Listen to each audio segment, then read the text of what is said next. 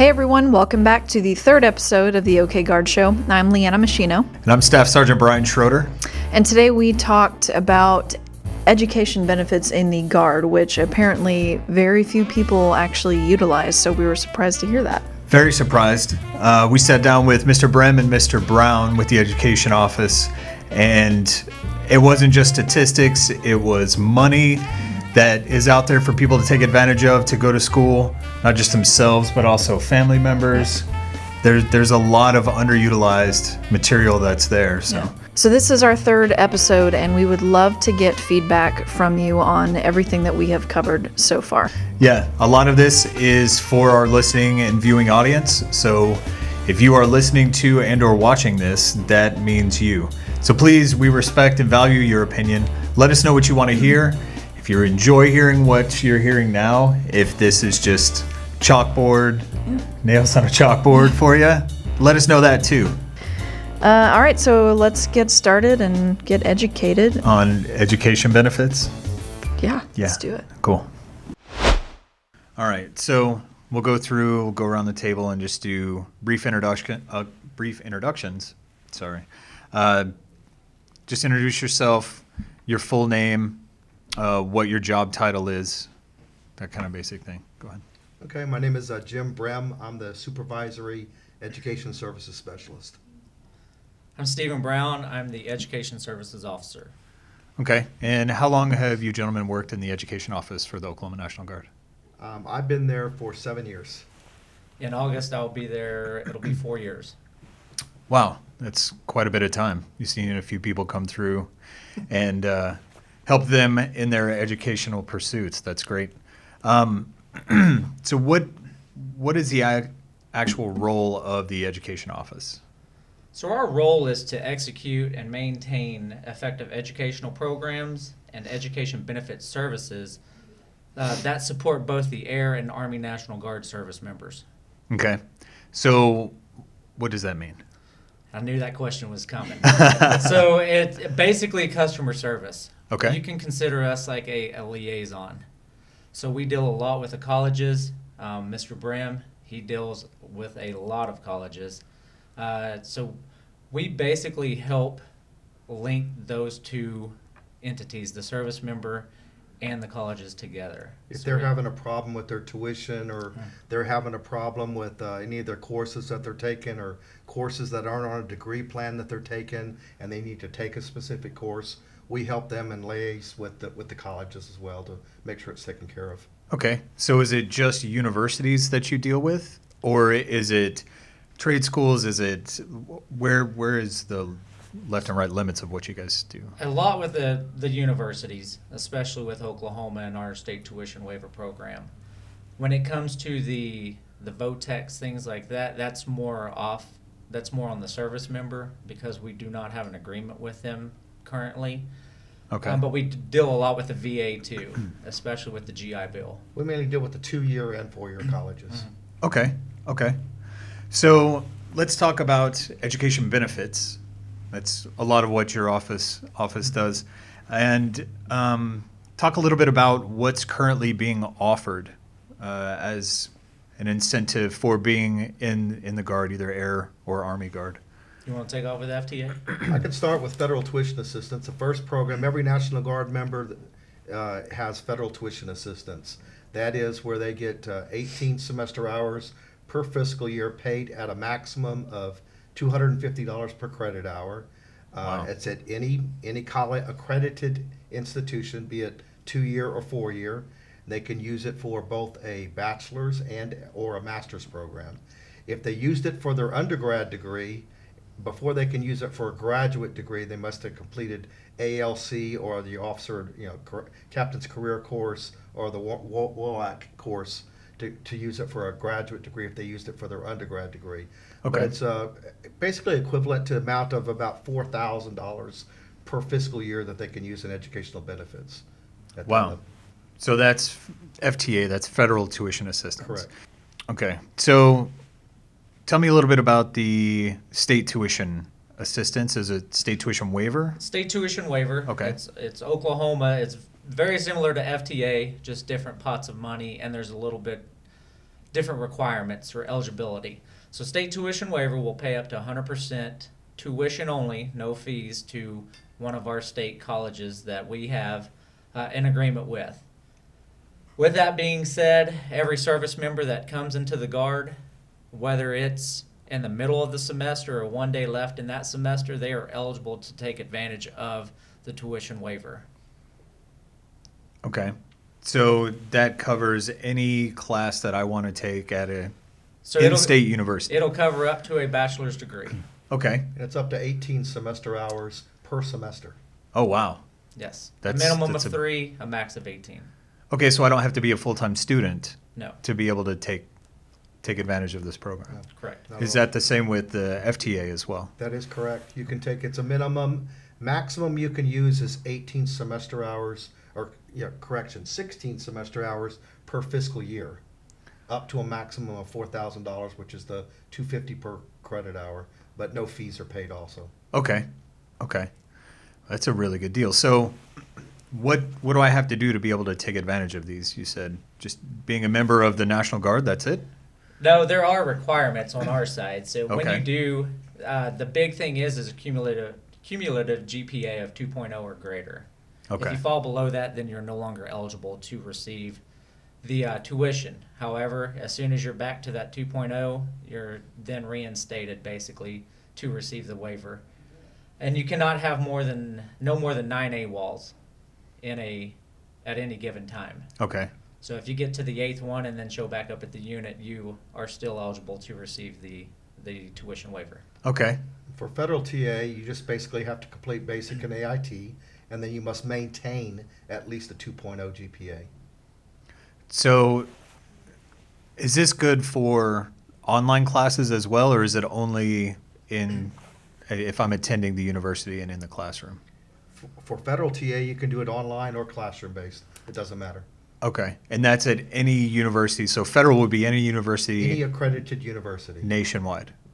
Nationwide, provided they sign the memorandum of understanding with the DoD. Okay. And that's, they have over 1,900 colleges that have. So it's quite a few colleges that Wow. have. Yeah, because there's a lot of online degree programs that people are seeking, and You may see some that you see on TV. You need to check with us to make sure they're actually accredited. okay. I have a question. State and federal, can those two be used at the same time? No, they cannot. Okay. To be honest, it's the exact same program. Ours is, I always tell our service members, ours is a lot easier to apply for because you have to go through Go Army Ed for the federal tuition assistance. But we have a list of colleges that are accredited that are state schools, and they do not distinguish between brick and mortar or online either. The only thing you can use concurrently is if you have Chapter 30 or 33, which means you were either on active duty before you came to the National Guard, regular Army, or you've been deployed for more than 90 days with the National Guard. Then you have eligibility for either Chapter 30 or 33. Those can be used concurrently with both of these programs. And the Chapter 30 and 33, that's the GI Bill, The correct? GI Bill, correct. Okay. And can you apply for the GI Bill through your office? Do you assist service members in applying for GI Bill benefits? We do. With the state tuition waiver, you can use any of the GI Bills to help offset the cost. It's just Okay. something the VA offers guidance on their website at vets.gov that you can actually use the GI comparison tool, and you can compare your GI Bills to see which one would be, if you qualify for more than one, to see which one would be more beneficial. Okay. But to answer your question, yes, Sergeant First Class Joe McManus is our GI Bill manager and our state tuition waiver manager. He's very good at what he does, and if the service member calls, he can help them, or they can go to the VA rep at their college, and they will guide them through the process as well. Okay. So I technically could have my GI Bill and a state tuition waiver at the same time, or the federal tuition assistance and GI Bill at the same time. On the federal TA side, you can use Chapter 30 or 33, but you can't use 1606 concurrently with the federal TA. Okay. And that's just the type of GI Bill that you are eligible for. Correct. Okay. And then finding eligibility for the GI Bill would be through va.gov. Right. Correct. When you come into the National Guard, if you have you're a high school graduate, 6-year contract, and graduated AIT, you qualify for the basic Chapter 1606 GI Bill. And that is currently at $384 a month. That what Mr. Brehm is talking about, like he said, your Chapter 33, that's going to be based off of your deployment time. Okay. It sounds like a really great benefit from many different angles. It is. After our last needs assessment survey, it was the number one reason why in Oklahoma and nationwide too that guardsmen and women join is for that college benefit. Okay. So going back to the state tuition waiver, I already have a bachelor's degree. Am I eligible for the state tuition waiver? No. Okay. But I can use the federal tuition assistance as long as I've met the criteria that you spoke about before. Correct. That's correct. Okay. So what level of degree can I use the federal tuition assistance for then? Is it just the master's degree? No. You can actually use it for both a bachelor's, a graduate degree, and then you can also use it for a certificate program for up to 18 semester hours of certificate study as well. Or 21 hours of credit for a accreditation program. Wow. Now that has to be one that is currently through one that is being given through an approved institution, 2 or 4 year institution. Okay. If I was applying for medical school, would federal tuition assistance offset the cost of medical school or any type of professional school like that, law degree or anything? Right, and it does not anymore. They did away with those in 2011, but they will pay for your physician's assistant's prerequisites if you are plan on going to physician assistant school. Okay, that's outstanding. So do the benefits change? It sounds like they do. How often do changes like that come down? Usually about once a year, actually. They actually, it's a very flexible document, so things as we try to get more information from our higher headquarters and they fight with Congress about different benefits. We did have some changes in this last year where it used to be soldiers used to have to wait a year after EIT to use their federal TA. That's no longer the case. That change just went into effect this last year where they can, as soon as they graduate AIT, they can start using their benefits. Wow, that's outstanding. That's a lot of people join the military for the education benefits alone, and it's nice knowing that you can take advantage of them pretty much right away. Correct. And that's the state tuition waiver as well. State tuition waiver, I don't know if there's been a change since it's been brought to Oklahoma. The regents, the schools, universities, college, we haven't, I say there hasn't been any big changes since I've been there at least. So that's almost 4 years. Okay.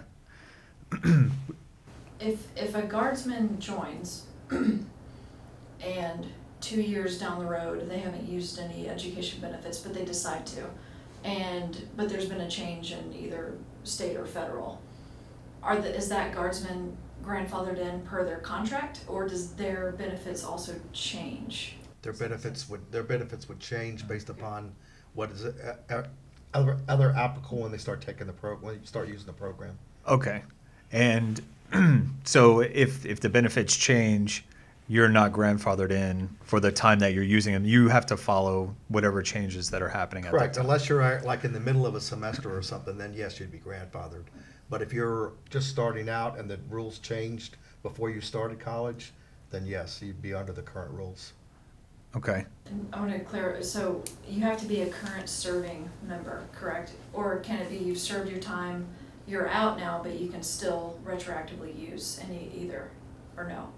Not on state tuition waiver. Not on the federal TA either. Okay, so you have to be a currently serving Right. airman or soldier. Right. You can't be in the inactive National Guard or anything like that. You must be an active drilling member of the Okay. National Guard. So I know the GI Bill, you have the opportunity to give that to your family members.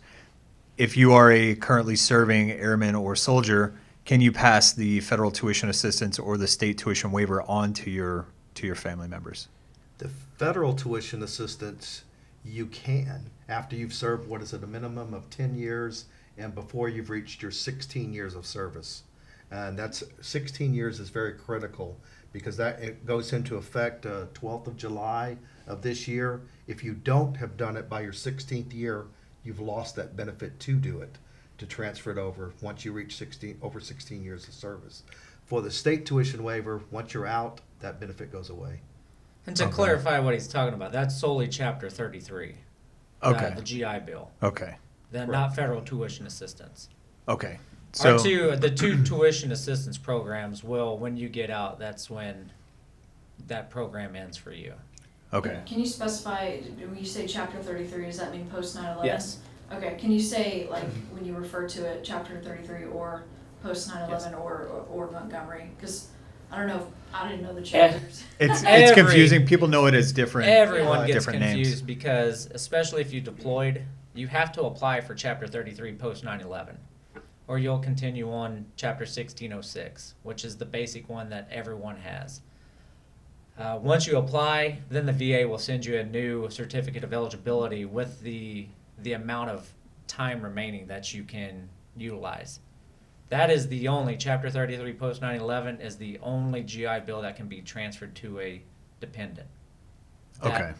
That has to be in DEERS. Okay. So a spouse, children, I would say stepchildren or adopted children, as long as they're in As long as they're DEERS, DEERS are good. they're good, up to the 26th birthday. Does that add time to that soldier or airman, their contract? It does accrue a 4-year service obligation. Is it concurrent? If they qualify for post 9/11. Okay. Okay. I'm learning a lot here right now. Yeah, I know. No, Me if, too. if you've got the 4 years remaining on your current contract, you do not have to extend again. But if you had 3 years, 364 days, you would have to extend for 1 day, which you can't do. It'd be, I think, the minimum's 30 days a month. But there are certain rules that when they do the extension that is solely for the GI Bill. Okay. If a soldier or airman has they're currently using their GI Bill and they want to take advantage of state tuition waiver, should they go to the VA office on campus to answer questions? Should they come to your office? Either or. When it comes to the GI Bill, the service member really has to do their research, because if you're using post 9/11, and it depends on what percentage tier that you're at. Let's just say 100%. It's gonna be more beneficial for you to utilize that GI Bill for everything, Okay. and not utilize state tuition waiver, because if you're using the state tuition waiver to offset the tuition, it almost defeats the purpose of the post 9/11 GI Bill paying for the same thing. Right, because the post 9/11 GI Bill will cover tuition. Yes. And again, it's based on your percentage. It will cover tuition plus give you a monthly stipend Yes. for living expenses or whatever. Correct. Okay. It's a very complicated process. Right. It And really is. that's why we highly encourage everyone to call us. Sure. If we don't know the answer, we can get it. We have a good relationship with our GI Bill team at PEC. The ladies there, they're very knowledgeable, and it's right then and then we can turn around and let you know this is what you can and can't do.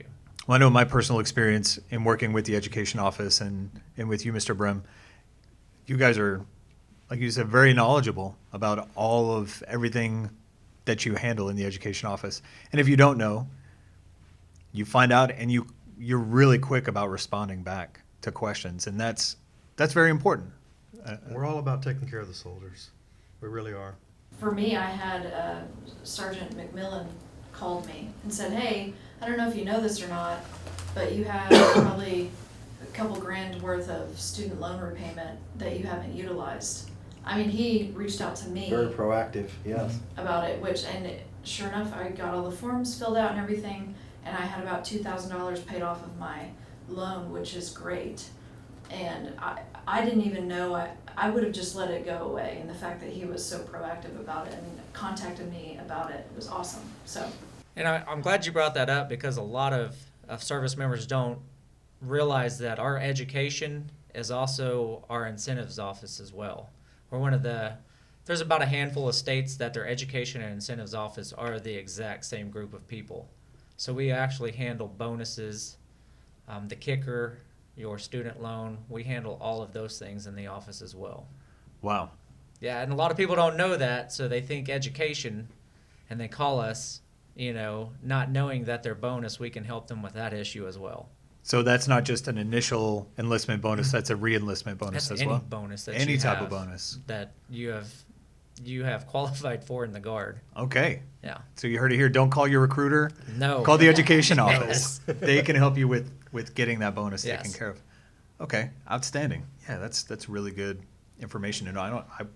We get And- calls on. Well, we where had to a go. huge system outage back in October of last year, and the system was down for almost 6 months, Right. and no bonus got paid. Wow. No, everything we operate out of is in the system, and it was a nationwide failure, just not Oklahoma. Okay. So the best thing I can tell service members right now that are looking for that bonus payment, call us. And be patient. And be patient. We might not be aware, or we might have already worked it. And now for a quick break. Remember, we are right in the middle of tornado season, so make sure you check out our latest episode on tornado safety, what you should do before, during, and after a tornado. And if you have questions about today's episode, check out our show notes linked in our podcast or YouTube video description. And now back for more of today's episode on education benefits. What percentage of guardsmen and women actually take advantage of the education benefits? I could talk for the federal tuition assistance program. It's less than 10% of the National Guard members use the federal Wow. tuition assistance program. Now, caveat that with a lot of them do use the state tuition waiver, and they can use either one of them. So, Okay. I don't know what the percentage is for the state tuition waiver is. I don't have it broke down by a percentage, but just FY18, we had over 2,000 service members utilizing the state tuition waiver. Now that was a lot of people let's just say if they just did spring and fall. So they were repeat people on that list, but Okay. 2,000, that's Air and National Guard, so. Air and Army. And now Wow. our end strength's around 6,600, so. That's I just for the Army, it's 6,600. Then I don't know what Right. the air is. But So. Wow. it's still a low percentage. Yeah, that to me is a shame because education, even just credit hours, without having a degree, if you complete a certain number of credit hours, that's promotion points for getting to your next rank. Having a degree is almost a requirement now to achieve certain ranks. And the tools are there, the resources are there for people to be able to take advantage of and essentially get free school. 100%. And progress their career. But nobody takes advantage of it. Wow. Well, no, I won't say nobody. Right. The Very people that small do, percentage. The people that do take advantage of it. Yeah. It's getting that information out, which has been probably the hardest challenge that we have faced, is how to get that information out. And hopefully this is a great platform to help get that disseminated down to those people that will take advantage of it. I can Yeah. use my own self as an example of education because I joined the regular Army as a 17-year-old high school dropout. Dropped out of high school. I got my high school diploma while I was in the Army. I got the Army to pay for my bachelor's degree. I got the Army to pay for my master's degree. And went to officer candidate school, and I ended up retiring as a major, as a high school dropout. Wow. Awesome. And the Army did all that for me. And plus got my current job. That's incredible. The Army provides it, but you made it happen for Correct. you. And you, It's a matter of, once you have the tools and you know what's out there, it's actually just going out there and utilizing them. yeah, that's great. Huge benefits. Okay, so let's say I'm in school. My anthropology degree is really rolling down the road, doing great things. All of a sudden I get mobilized. Does that stop my benefits? Am I responsible for paying for that semester that I can't complete because I've been called for deployment or any type of active duty? For Assignment. federal tuition assistance, you would probably qualify for what's called a military withdrawal. A military withdrawal is any unanticipated military orders that you come down on, for instance, like a deployment that you weren't aware of, in the middle of a semester, you would, there's a military withdrawal form we could provide to you. You fill it out, get it signed by your commander, send it back in. It comes to our office, we look it over, make sure it meets the requirements for a military withdrawal, and basically we forgive you for that semester. Okay. And we just write it off for that semester from the college. So that's not a black mark against me that I Not had to at all. withdraw from these classes. Not at all, no. Okay. On state tuition waiver side, it's the same thing. Especially if it's Title X order, well, we're not going to hold you accountable for that. So we can do a military withdrawal as well. We do offer college first for the new prior service enlistees. That guarantees them 2 years as long as they're enrolled. And they can elect to waive that right if their unit does deploy. However, if it's a state active duty mission, College First does not apply. It was news to me as well because the policies, I believe around 2009 when General Deering was still the tag. So Okay.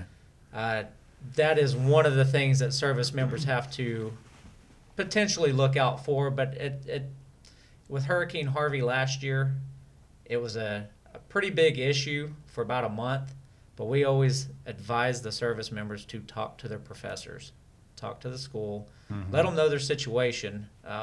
People are very forgiving, and you forget that, and they understand that you do have an obligation to the National Guard as well. So some are very unique, but most of them can be handled right there on the spot. Some professors will work with you to extend this semester actually, and turn in work at a later date as well.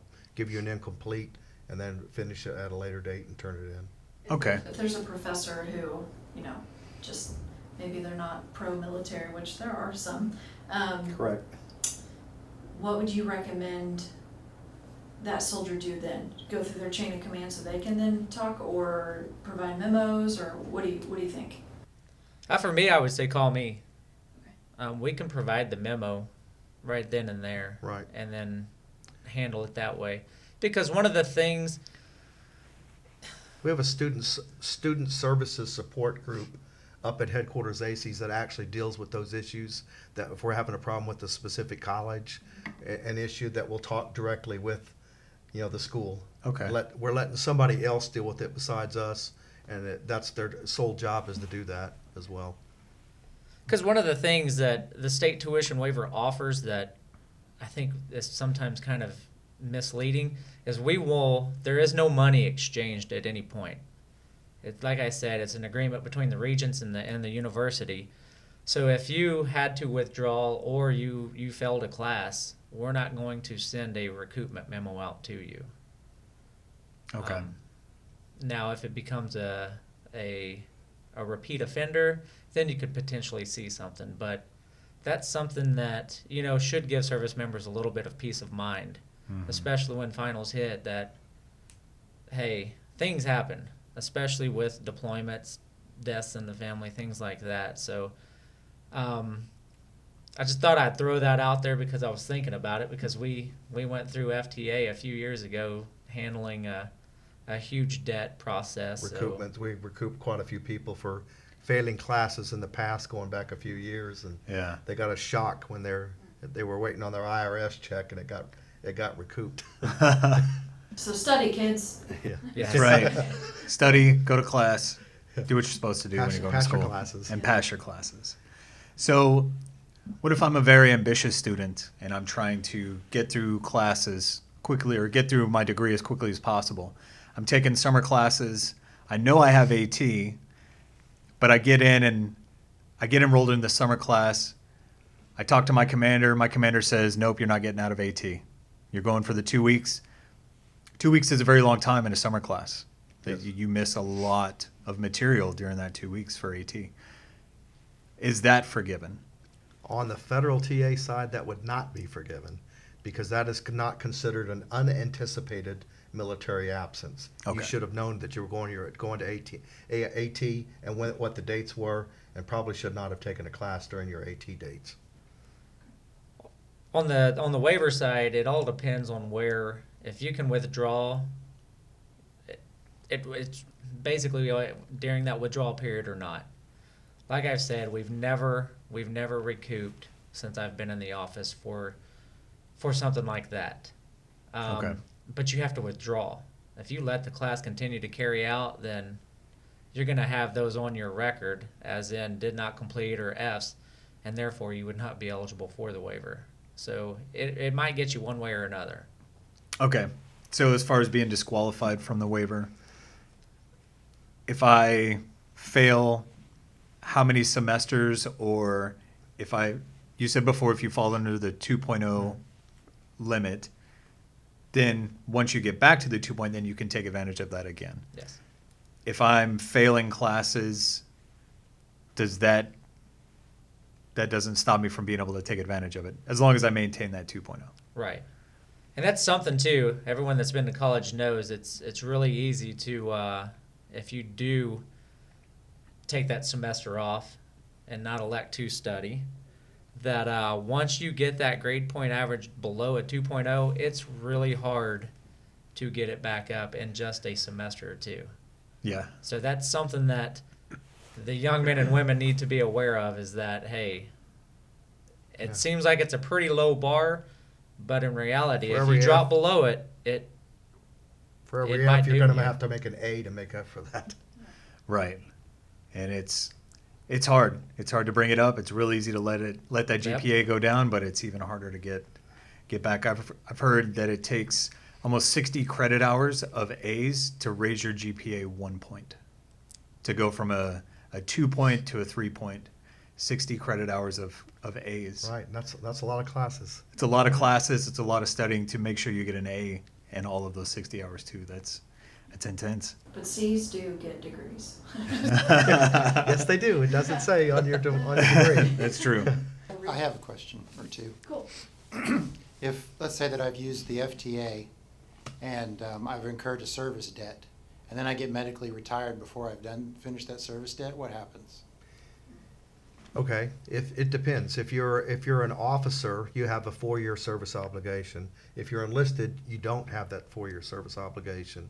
If you're medically retired, it all depends on, we have to look at the orders and the SPD code for what you're getting out for, and it would make a difference of whether you would get recouped or not, or a proportional recoupment. Okay, and then second part of that question, let's say the same scenario, except instead of being retired, a person went from the Guard to the Army Reserve, just directly went over, no break in service necessarily. Does that affect the service commitment? Normally, it would not, no. Okay. On the federal Because they're on the federal side, because they're maintaining still with the reserve, going from Guard to Reserve to two different, staying within the Army, basically. Okay. So we do have quite a few people. I've got a soldier that lives in Virginia, but he flies to Oklahoma every month, once a month, racking up the air miles. It's great for him. But is he able to take advantage of state tuition waiver? I think you've been checking our emails. This question came up when the service member fills out their FAFSA application. Let's say they're a Texas Guard or a Texas resident. That's where their family lives, and they put their residency in Texas. They're going to get the out-of-state rate based off of that. So, for example, I contacted SWASU in Weatherford. I said, what is your admissions? What are they saying how do they basically establish residency in Oklahoma? One, she said they would have to take a semester off. And again, this is just for Southwestern. Take a semester off, show that they live there, because what they're saying is you cannot establish residency based off of school. So they're Okay. saying take that semester off, or actually a year off, and show that you're a resident of Oklahoma. And then two, I thought was kind of funny, but she said marry an Oklahoma resident. So Wow. that was Southwestern's way of taking care of that. So Kind of Okay. insane, It's- but- Yeah. you can take advantage of it, but Yeah. you're not going to get that 100% in-state rate. Don't marry for love, marry for for state school. tuition. Right. In that case, you might want to use federal too. Yeah. Yeah.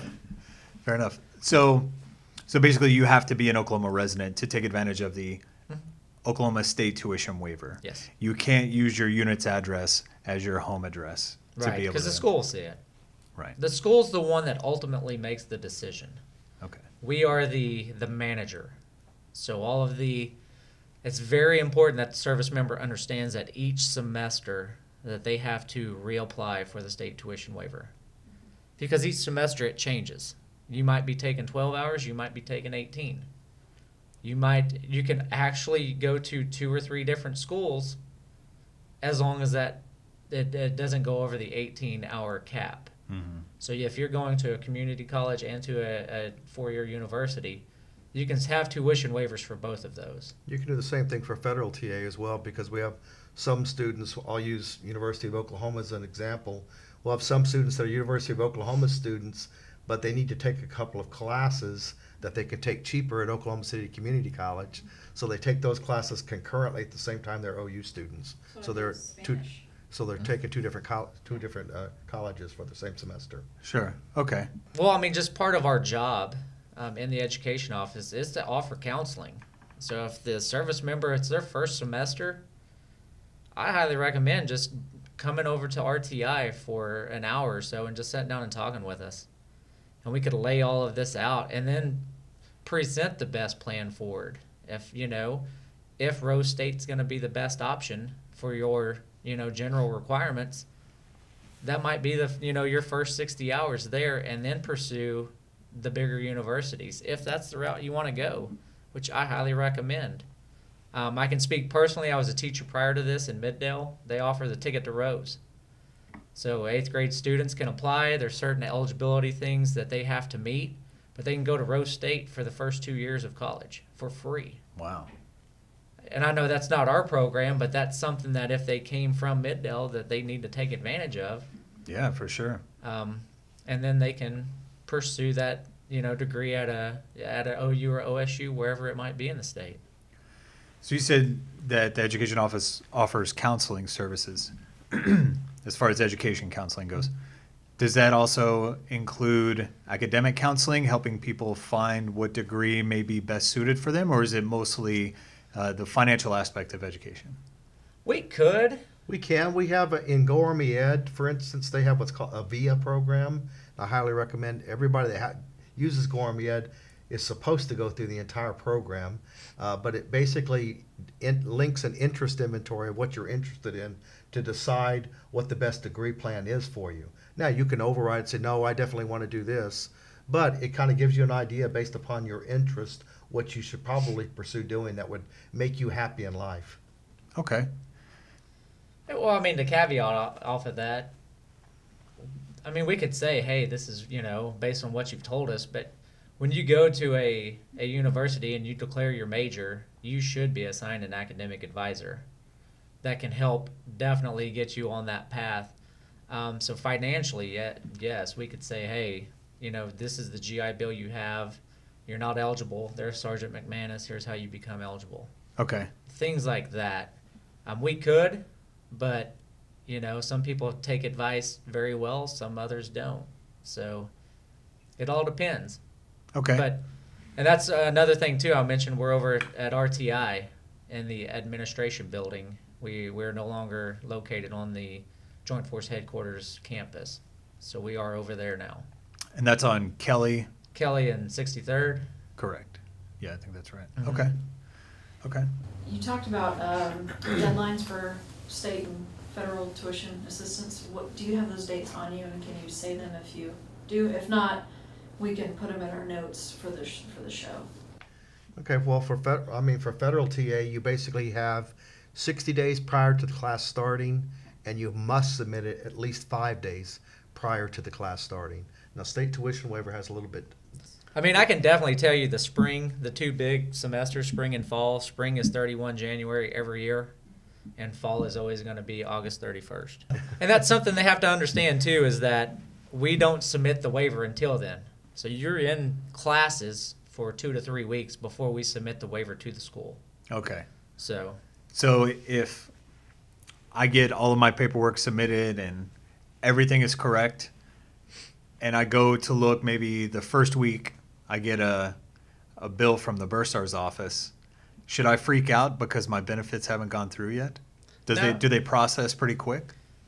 Well, on federal TA, they usually don't even the college normally doesn't even invoice till you're about 3/4 of the way through the class. So no, don't freak out at all. Now on the state, like you said, they're not even put in for a couple of weeks, a few weeks after the semester starts either. So if you're more than about halfway to 3/4 of the way through the semester, then maybe start probing questions to your bursar office about, That, or I mean, you can contact us, because there are instances where the unit or the service member, the information didn't get put in to the system. Okay. And at that point, it's an exception to policy. We can submit it up and get it taken care of. Okay. So, other than the education benefits that we've spoken about, what else does the education office offer? Well, we spoke about incentives. So I tie kicker into incentives, although it's probably more of an educational program. But if you enlisted, there is a $350 kicker out there that if it's a part of your contract, it supplements Chapter 1606. So you can add the 384 plus the $350 kicker, and that's directly sent to your bank account. So it's basically a full-time job to be a full-time student. But that's something that you have to have in your contract before you enlist. Yes. That's something you do at MEPS? Yes. Okay. Correct. Right now, this is the one time I've seen it in the 4 years that you can right now re-enlist for a $20,000 bonus, a $50,000 student loan repayment program. If you have not had it before, and if you have not had the kicker, you can get the $350 kicker currently. All right, we'll talk after the show because that's a pretty sweet deal. We totaled it up. It was about $85,000 worth Right. of benefits for 6 years. Right. Wow. That's incredible. Oh, That's amazing. incredible. Okay. Personal story, I started working in the office in August 2015. I was a state tuition waiver and GI Bill manager and realized I had a kicker. At that time, I think it was $150, maybe $200 dollar kicker that I never took advantage of. I did a reverse inquiry with the GI Bill team, and the VA paid me $7,500. I think I have a kicker. It's a personal, it's a case-by-case basis, and I was lucky. But I pursued it, and it turned out good for me.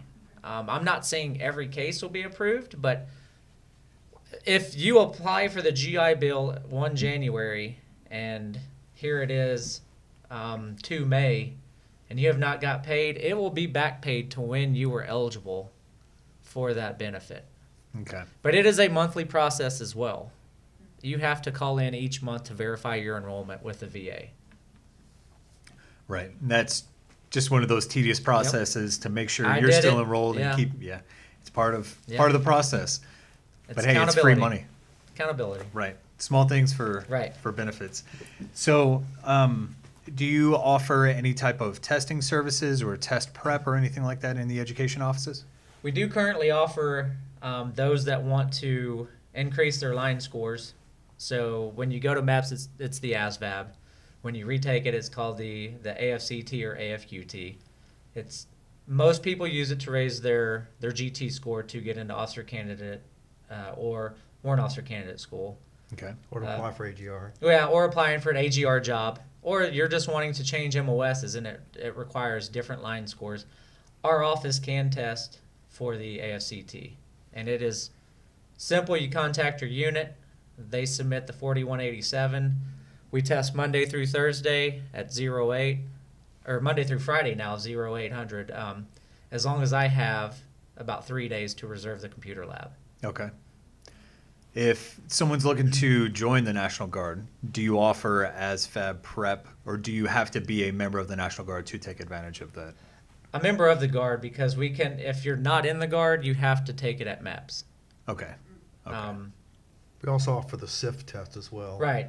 So For the those selection warrant instrument officer flight. candidates for flight school, we Okay. do offer that test as well. Right. Okay. And that's same exact process. The only difference is between the two, you can only take the SIF twice in your military career. The AFCT, you can take it as many times as you want. You just have to wait 6 months in between. Or if you do the exception to policy, you can get that waived down to 3 months. Okay. So let's say I use the state tuition waiver. I can get my bachelor's degree, free and clear.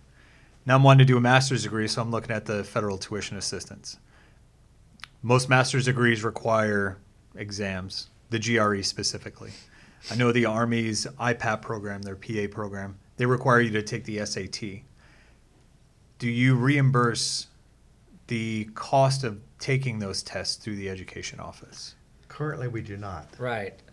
I believe it was right when I came on board in Right. November of 15. There were some legal issues with it. Yeah, and that process stopped. However, some tests, certificates, you can utilize your GI Bill, but it's something you have to look at, and you can always call us, and that we can help you decide if it's worth losing part of your GI Bill to help offset that cost. Right, because you would have to use 1 full month of benefits for that test. Wow. Yeah. Okay.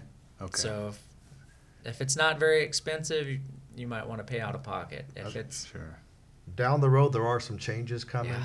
I say probably in FY20 sometime, to where we will be going to a credentialing assistance program where we'll start paying for over 1,200 credentials. But that's coming in Wow. FY20. Not yet, but it's coming. They're doing a limited user test right now of it in the Texas National Guard and the Kentucky National Guard, 2 states that they're doing it right now at. But it expects to go Army-wide in FY20. That's great. So any big changes like that, let us know and we can do another one of these Oh. or do a video. it's packet. going to be a huge change. We've also got this needs assessment survey that's going on right now. It's running through the 30th of June. It's on SurveyMonkey. So if there's soldiers out there that have suggestions for us, or basically they just want their voice to be heard of what they like about education, what they don't like about education, let us know. Do take the survey. It only takes 2 to 3 minutes. You can even do it on your cell phone. Doesn't require a laptop computer to do it. And 2 or 3 minutes. Let us know what you think. No, it's good. I took the survey. We have that posted to our Twitter and to our Facebook pages, Okay. the Oklahoma Okay, National great. Guard Facebook and Twitter pages. I took the survey last week.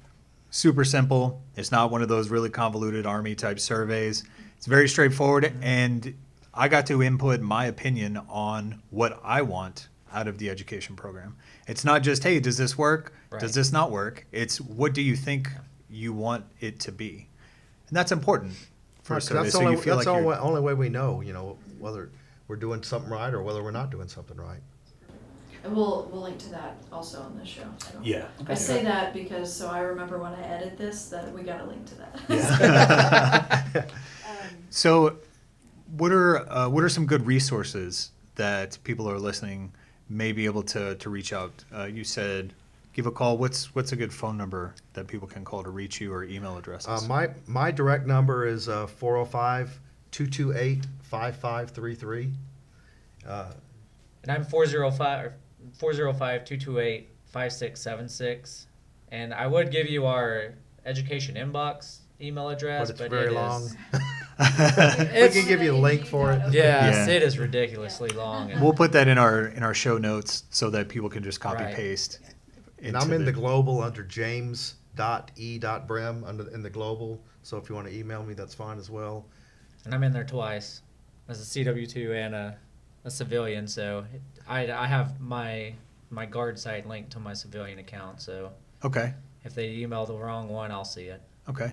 And I know you have a page on the Oklahoma National Guard website as well, the public website that has contact information and a lot of the Correct.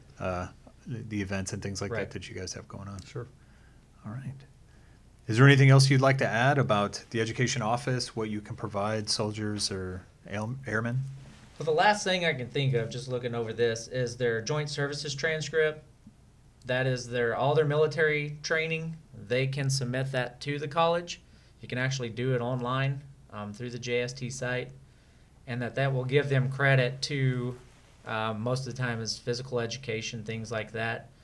But you get officers that have their captain's career courses and things like that. That gives some master's credits as well. Right. So they can submit that if they need help with it. I do have access to it, so I have access to it as well. So we can, on their behalf, help get them set up with that as well. Okay. So let's say I'm an MP and I want to get a degree in criminal justice. Kind of matches up. the schooling that I got at AIT is probably going to be repeated in some of the classes I take at university. What if the school doesn't give me that credit? Is there somewhere I can go to petition that? Can you help with getting that credit applied to my college transcript? Well, it is up to every different college. Every college is a little bit different of what they will and will not accept. We can't really tell the college, you must accept what's on the JST transcript. It's a recommendation. Okay. Some colleges are a lot more liberal about it. I say some of your bigger colleges are a lot more liberal about it, like your Excelsiors and your University of Phoenixes and stuff like that are a lot more liberal about it, and some of the smaller colleges might not be as liberal about it. It all depends on the college. Okay. I was just gonna say go to a different school, but that was a really good answer. Yeah. No, our AIT for photojournalism is 13 weeks, and I got the 3-hour PT credit. Right. I had to serve a minimum of 5 years active duty just to get that job, and I got nothing for Right. my college. And it'll be It's an a individual professional degree. basis type thing. Sure. I sent mine, and there was to UCO, and it was like all these supervision things that I will never pursue. Mhm. I was like, Yeah. oh, whatever. Yeah, I got 3 credits toward my master's degree. Yeah. So. All right. Cool. Do you have anything else, Leanna? No, this is awesome. I learned a ton. I'm gonna talk to y'all. Probably gonna come over and meet with you guys about a few things that I'm trying. Yeah, and that's Sure. we take walk-ins. Yeah. I We're mean, there from about 6 to about Yeah. 4 in the afternoon. So Awesome. All right. Thank you guys. Yeah, thank you, Perfect. gentlemen, You're so much welcome. for joining us. no problem. glad to do it. All right, everybody, thanks for watching and tuning in to our 3rd episode of the OK Guard Show. We're very happy that you've joined us today. And please remember to let us know what you think about the show. If you have any ideas for us, if you have any show topics that you would like to hear, or even if you have any questions for our guests, please let us know. Yeah, definitely. We can reach out to them and get those questions answered. Also, next month, June, we'll be back with a really special episode with Brigadier General Lewis Willem, who came in and talked with us about how to be an effective, non-toxic leader. And that was... It was great. I can definitely spot a toxic pool so that I can avoid that both as a leader and also as one being led. We talk about toxic followers as well. So great episode. Please tune in next month. We'd love to hear some feedback from you. And as always, follow us on Twitter, Facebook, subscribe to our YouTube channel. Perfect. We'll see you next time. Thanks. Bye.